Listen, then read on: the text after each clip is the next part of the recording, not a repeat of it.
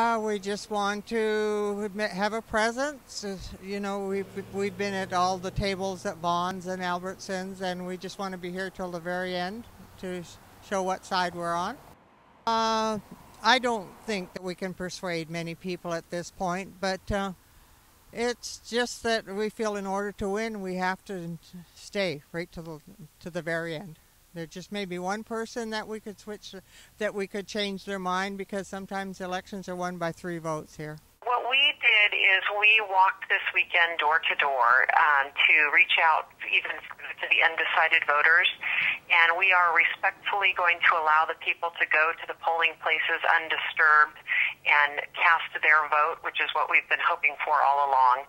I think that what this community is seeing is, for the first time, they are able to cast their vote on an issue, and that means that voices that aren't usually heard, that disagree with the vocal people, are going to get heard.